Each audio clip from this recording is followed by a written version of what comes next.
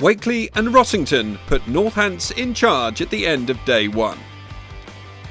Northamptonshire have responded to the painful losses of Duckett and Gleeson with the enterprising overseas signings of Temba Bavuma, Blessing Muzarabani and the world's top-ranked all-rounder Jason Holder. 2016 champions Middlesex will be looking to bounce back to the top division and will be helped by there being 3 promotion places as Division 1 moves to 10 teams in 2020.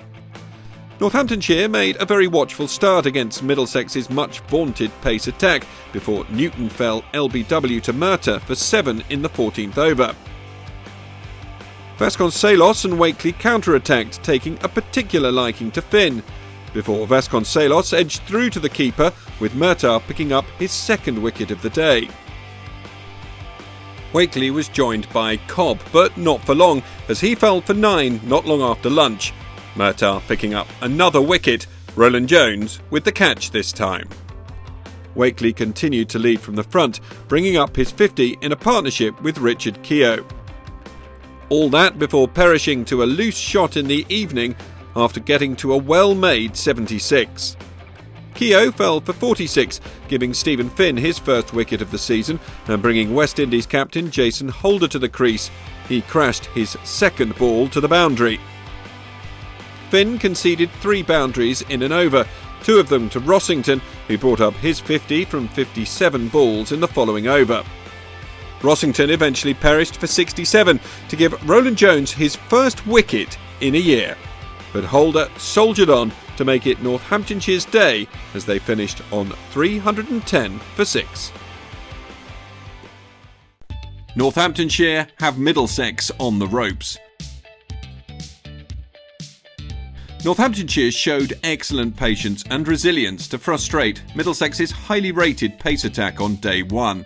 Rossington and skipper Wakely led the way as Northants passed 300, whilst Merthyr was the starman for Middlesex, picking up 4 wickets. It didn't take Merthyr long to complete his 5-wicket haul as Holder pushed hesitantly at a good length ball to fall for 40.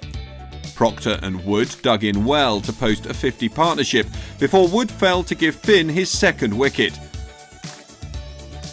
And Finn took a third the very same over when he removed Buck. Lunch was delayed to give Middlesex a chance to take the final wicket, but Proctor and last man Sanderson had other ideas as they made hay to post a partnership of 71 and take Northamptonshire to an excellent total before Sanderson fell to finally bring about the lunch break. Northamptonshire eventually all out for 445. Middlesex made a steady start to their reply to Northamptonshire's imposing total. That was before Jason Holder made the breakthrough. He produced a lovely delivery to take the edge of Gubbin's bat, Wakely taking the catch at first slip. Buck removed Eshkenazi soon afterwards, before Holder continued and had Robson caught behind after a somewhat loose backfoot shot. Into the evening, and Luke Wood, the lone signing from Nottinghamshire, took 2 wickets to put Middlesex in real trouble. He caused Malan to edge behind, and when Holden completely miscued a pull shot, he had a second. Buck took the big scalp of England ODI skipper Eoin Morgan, who edged to second slip, and Middlesex sank further into the mire as Sanderson claimed the wicket of Simpson in the very next over. Bad light frustrated Northamptonshire in the end, bringing about an early end to the day's play, but they can be satisfied with what they've achieved. Middlesex closing on 134 for 7, still trailing by 311 runs, with just the 3 first innings wickets remaining. Northants frustrated by the weather in push for an innings victory. Middlesex looked certain to concede a monumental first innings deficit as they collapsed to 134 for 7 in response to Northamptonshire's large first innings total. Proctor's unbeaten 81 on day 2 took Northants to 445 all out. Overnight pair Roland Jones and Harris were still there after the first hour of play, holding up Northamptonshire and adding 30 to the total as they batted with more care and attention than their top-order colleagues. They were able to pass 50 together before Roland Jones fell LBW playing round a straight ball from Nathan Buck. But Finn came out intent on playing a few shots, and with Harris standing firm at the other end, they too reached a 50 partnership together, before Harris brought up his own 50 soon afterwards with a 2 from the bowling of Holder. So it was an excellent session for Middlesex, adding 123 for the loss of just 1 wicket. They'd need more of the same in the afternoon, as they remained 39 away from avoiding the follow-on. Finn wasn't able to last much longer after lunch before edging a buck ball to Holder at slip, and Harris had run out of partners when Murtagh skied a ball to Wood at mid-off, giving Buck his 5th wicket. Northamptonshire duly enforced the follow-on, and Buck was in the wickets again almost immediately. He removed Gubbins when he edged one that was angled across him. And then he got the next man in when he caught Eshkenazi's edge with one that bounced more than expected. Vasconcelos with the catch. That brought Robson and Malan together, and they counter-attacked to excellent effect, scoring quickly with some punishing boundaries.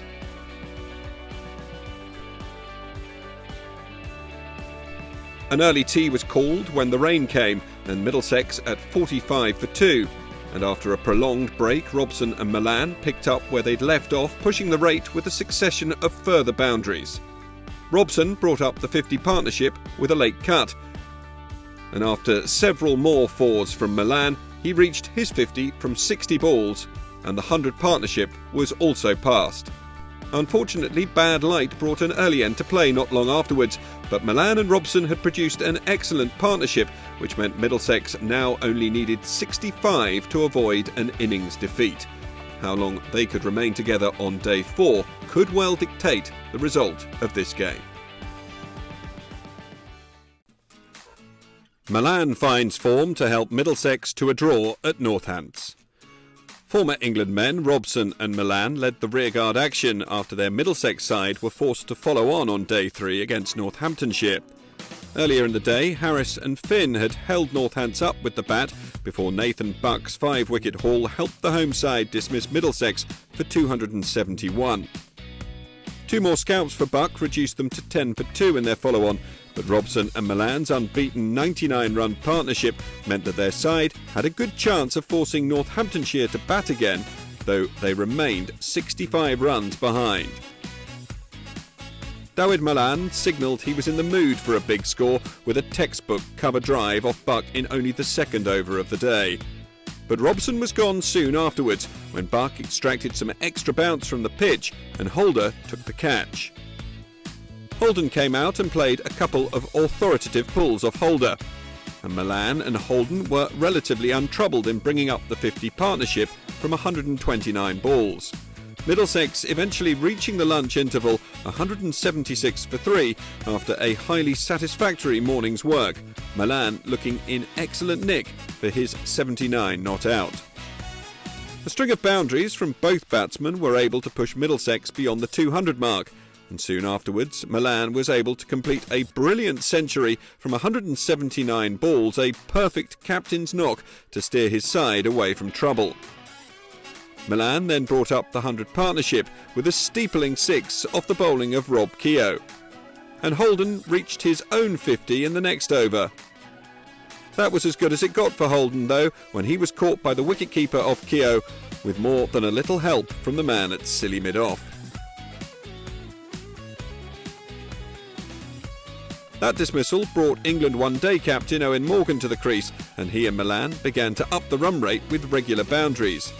They were looking very comfortable and brought up a 50 partnership from just 75 balls, reaching the tea break on 292 for 4, with Malan unbeaten on 149.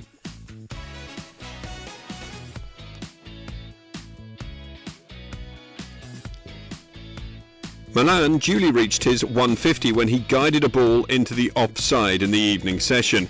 And after a couple more boundaries from Morgan, Middlesex were able to declare on 317 for 4, a lead of 143. A brilliant effort after being asked to follow on, and mainly thanks to Malan's superb 160 not out. Northamptonshire, in theory, were left with 21 overs to chase the 143 they needed to win, but the captains eventually shook hands after 7 overs with the score at 10 for no wicket. An unsatisfying end to what was an excellent performance for most of the game from Northamptonshire, but Middlesex will be very happy to have escaped with a draw after having been asked to follow on. Northants finish with 12 points, Middlesex take forward 9.